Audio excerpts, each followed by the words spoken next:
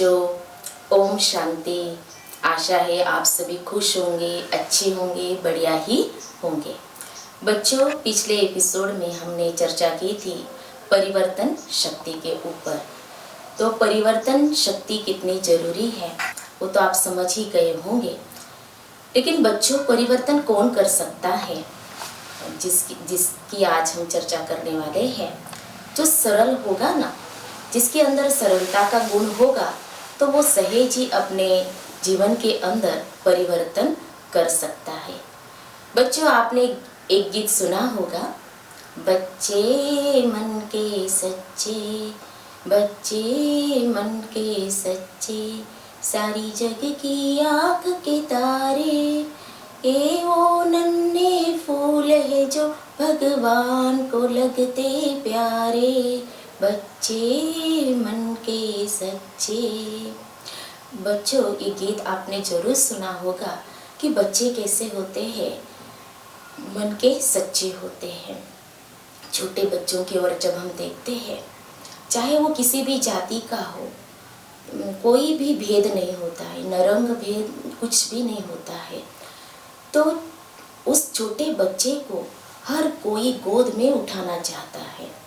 क्योंकि बच्चों के अंदर कौन सा गुण होता है, और यही गुण होता है बच्चों के अंदर कौन सी विशेषता होती है, वो है सरलता, पवित्रता। और इसीलिए छोटे बच्चे जब मुस्कुराते हुए और तोतली भाषा में आकर के जब बोलते हैं ना, तो कैसा भी व्यक्ति हो, कितना भी परेशान हो, टेंशन वाला हो, तो वो व्यक्ति भी उस बच्चे को देख कर के मुस्कुराने लगता है।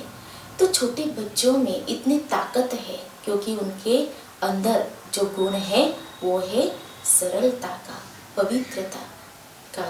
तो बच्चों, हमें भी अपने जो जीवन को सरल बनाना है, तो आओ हम अपने जीवन को सरलता से भर दें, क्योंकि भगवान को वही बच्चे प्यारे लगते हैं। सरलता माना क्या, जो भोलापन। सरल व्यक्ति भोला ही होता है, भोला जरूर होता है लेकिन वो मूर्ख नहीं होता है। भगवान को भोलानाथ कहते हैं, और सरलता का सिरताज माना कौन है, भोलेनाथ है। भोलेनाथ से आपको समझ में आ गया होगा कि शिव भोलेनाथ कहते हैं, और शिव भोलेनाथ को भी भोले बच्चे ही ज़्यादा प्यारे लगते हैं। तो बच्चों, इस पर मैं एक भोले की कहानी आपको सुनाना चाहती हूँ जो मुझे याद आ रही है। एक व्यक्ति जिसका नाम भोला था, तो उसके अंदर बहुत रहम था और वो दयालु भी था। तो उसके पास जो भी कुछ था, थोड़ा कुछ भी था, यथाशक्ति वो औरों को जरूर जरूर मदद करता था, और उसमें भी जो ज़रूरतमंद थे उनको जरूर वो क्या करता था, मदद करता था। तो वो जिस गांव में रहता था, उस गांव में अकाल पड़ गया, जिसके कारण लोगों के पास अनाज नहीं था, खाने के लिए कुछ नहीं था। उसके पास एक फकीर आया और वो भोजन कर रहा था। एक बार ये हुआ, तो भोजन करते करते फकीर ने उससे भोजन मांगा, तो उसने अपने थाली में से उस फकीर को रोटी भी दी खाने के लिए। और वो फकीर बहुत खुश हो गया और कहा कि तुम्हें जो चाहिए वो वरदान ले लो। तो भोला ने कहा, मुझे तो कुछ नहीं चाहिए अपने लिए, लेकिन गांव में जो अकाल पड़ गया है, अनाज नहीं मिल रहा है, तो सभी लोगों को अनाज मिल जाए, सभी अनाज से भरपूर हो जाए, यह वरदान मुझे दे दीजिए। फकीर ने कहा, यह वरदान तो मैं नहीं दे सकता हूँ, लेकिन हाँ, एक वरदान मैं तुम्हें देता हूँ, और वो वरदान है कि जब तुम सवेरे उठोगे, सूर्य उदय होगा, तो तुम जो भी कार्य करोगे तो सूर्यास्त तक वही तुम कार्य करते रहोगे। ये वरदान भोले को दे दिया और फकीर वहाँ से चले गए। अब भोला सो गया, रात को सो गया, और सुबह दूसरे दिन उठा तो उसे तो कुछ भी याद नहीं था कि फकीर ने मुझे ऐसा वरदान दे दिया है कि सूर्य उदय होने से तुम जो भी कार्य करोगे सूर्यास्त तक करते रहोगे। अभी उससे पहले भोले के मन के अंदर आया कि मैं देखता हूँ अनाज कितना है बोरी के अंदर, जो जरूरतमंद आएगा उसको थोड़ा सा मैं दे दूंगा। फिर वो गया बोरी के पास, वो अनाज निकालने लगा और जैसे ही वो अनाज निकालने लगा फिर क्या हुआ, सूर्य उदय हो गया।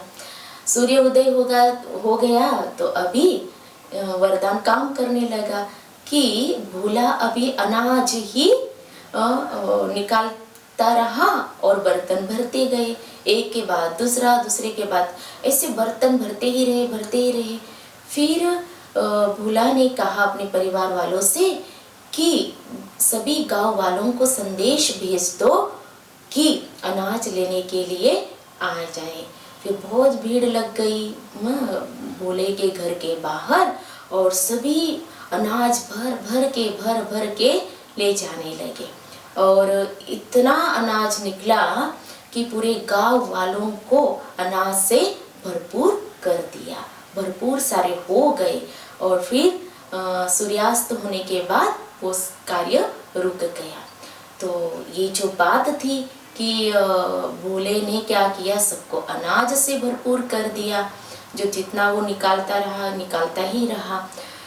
तो उसका जो भाई था उसने पूछा कि ऐसे कैसे हुआ, तो भोला ही था।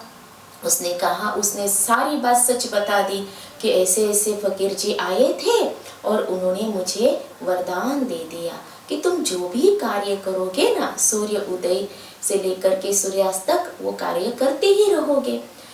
तो उसके भाई ने सोचा मैं उस फकीर से मैं भी वरदान लूंगा। तो वो फकीर को ढूंढने के लिए वो गया। अब वो फकीर को ढूंढ के लेके आया, उसने भोजन खिलाया फकीर को और उसने भी वही वरदान फकीर से ले लिया। अब ये जो भाई था भोला का, वो उसके अंदर छल कपट सब कुछ था। फिर उसने वो वरदान ले लिया। अब वो सोचने लगा, रात भर वही सोचने लगा कि अब मैं सवेरे उठते क्या ऐसा कार्य करूं कि जिससे मैं सूर्य उदय होने से सूर्यास्त तक करूं। तो वो सोचने लगा कि मुझे ना पैसे गिनने चाहिए, ये सोचने लगा।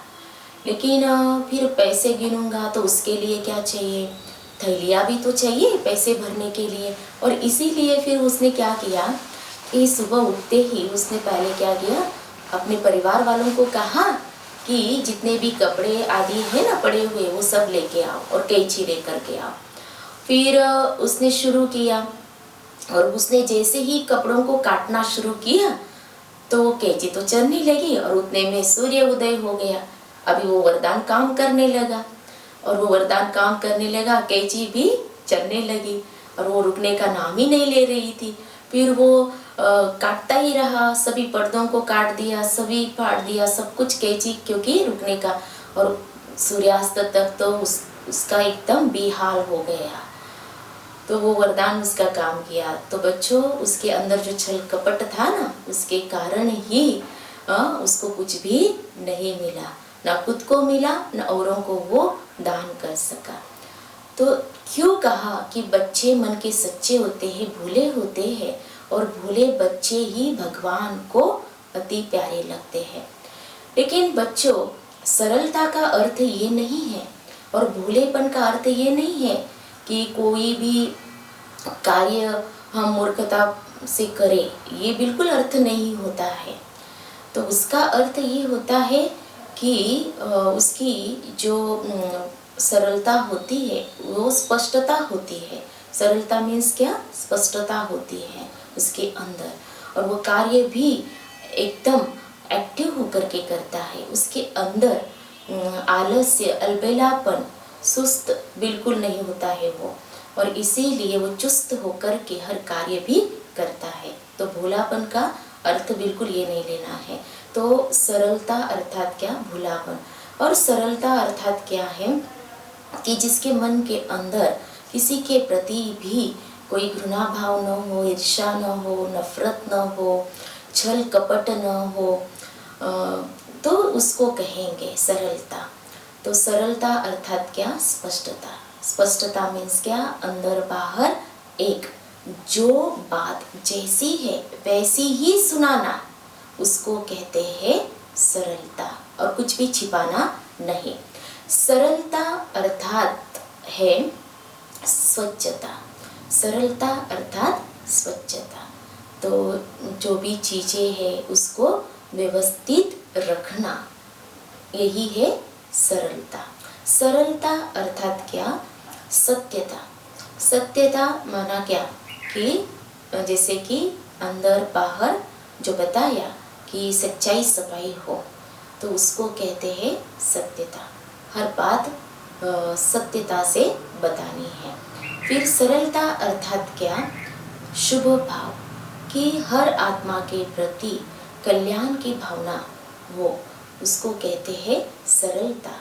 सरलता अर्थात क्या?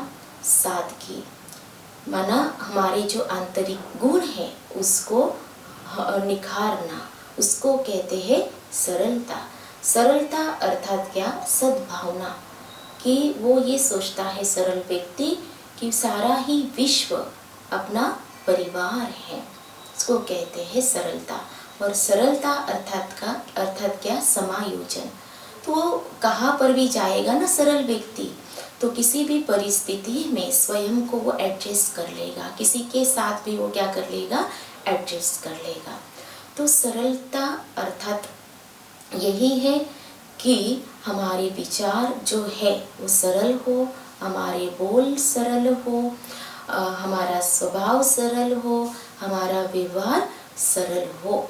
तो सरल व्यक्ति जो होता है उसके अंदर दूसरे जो गुण होते हैं ना, वो ऑटोमेटिक आने लगते हैं। मैं आपको एक प्रैक्टिकल जो उदाहरण है, जो प्रजापिता ब्रह्मा कुमारी ईश्वरीय विश्वविद्यालय के अंतर्गत जो हमारी पूर्व मुख्य प्रशासिका रही है, हमारी परम आदरणीय प्रकाशमणि दादी जी, जो सरलता की मूर्ति थी, उनके अंदर बहुत ही सादगी थी, इतनी सरलता की मूर्ति थी कि हर एक को वो खुद ही ओम शांति करते थे।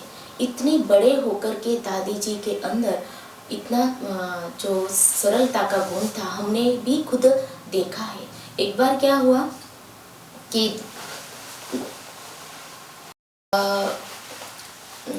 मैं याद कर रही थी कि वो, और मैं दादी जी की यादों में जैसे खो गई और इसीलिए थोड़ा रुक गई थी।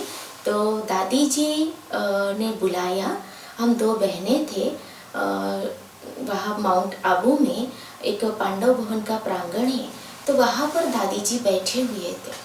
दादी जी को देख करके इतनी खुशी हुई कि दादी जी बैठे हैं, तो दादी जी ने खुद होकर के हमें बुलाया कि बहने इधर आओ। तो दादी जी ने बुलाया, इतनी बेहद खुशी हुई हमें। और दादी जी ने पूछा कि बहने आप कहाँ से आई हो? तो हम उत्तर देते, तब तक दादी जी ने कहा क्या तुम विदेश से आई हो? मन के अंदर तो इतनी खुशी हुई कि दादी जी हमें फॉरेनर समझ रहे हैं। तो इतना सरलता का गुण दादी जी के अंदर था, तो हमें तो बेहद खुशी हुई। दादी जी से बात हुई, दादी जी की दृष्टि मिली। तो सरलता की मूर्ति हमारी आदरणीय परम आदरणीय प्रकाशमणि दादी जी थे।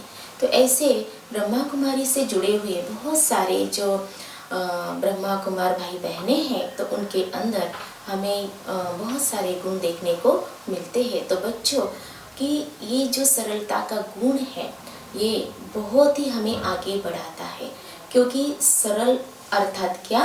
भोलापन। लेकिन भोलापन अर्थात क्या? मूर्खता बिल्कुल नहीं। उसका व्यवहार क्या होगा? सरल जरूर होगा, उसकी वाणी सरल होगी, विचार सरल होंगे, स्वभाव सरल होंगे, लेकिन जहाँ जिस समय उसको जो कहना है, बोलना है, उसी अनुसार उसका जो व्यवहार है वो होता है। तो आओ बच्चों, हम सभी अपने जीवन को क्या बनाए? सरल बनाए, क्योंकि सरलता का जो गुण है बहुत ही महत्वपूर्ण है। इससे हम अपने जीवन के अंदर सफल होते हैं और आगे ही आगे बढ़ते जाते हैं। तो बच्चों आओ हम सभी अभी मेडिटेशन करें। रिलैक्स हो जाइए। बच्चों, आपको तो प्रैक्टिस धीरे धीरे हो रही होंगी कि मेडिटेशन किसे कहा जाता है। कि पहले भी मैंने कहा था आपको कि मेडिटेशन माना क्या, अपने विचारों का परिवर्तन। मेडिटेशन अर्थात क्या, साइलेंस में बैठ कर के कुछ पल हम खुद को चेक करें और मेरे अंदर कौन से गुणों की कमी है जो मुझे अपनाने हैं। तो आज विशेष हम चेक करेंगे सरलता के जो गुण हमने चर्चा की कि क्या मेरे अंदर वो है, तो उसको हम चेक करेंगे। अब देखिए स्वयं को। सबसे पहले स्वयं को रियलाइज कीजिए, आई एम अ सोल, मैं चैतन्य शक्ति हूँ, आत्मा हूँ। और अब मैं स्वयं को देख रही हूँ कि मेरे अंदर सरलता कितनी है, मेरे विचारों में, मेरे शब्दों में, मेरी वाणी में, मेरे कर्म में।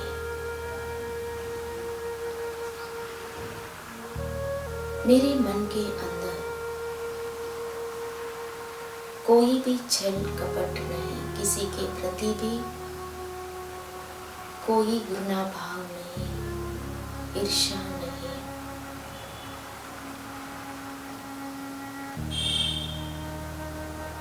जितना मैं अपने अंदर सरलता के गुण को धारण करती हूँ,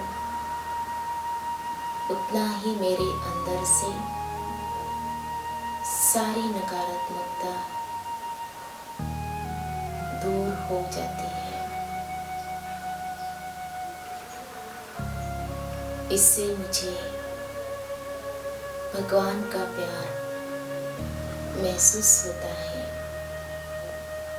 स्वयं परम पिता परमात्मा की दुआएं मुझे मिलती है। और जिनके भी संबंध संपर्क में मैं रहती हूँ, उनकी भी दिल से दुआएं मुझे मिलती है।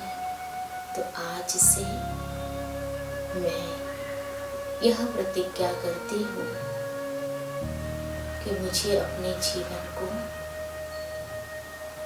परिवर्तन करके सरल बनाना है, सरलता के गुण को अपनाना है। अच्छा, ओम शांति।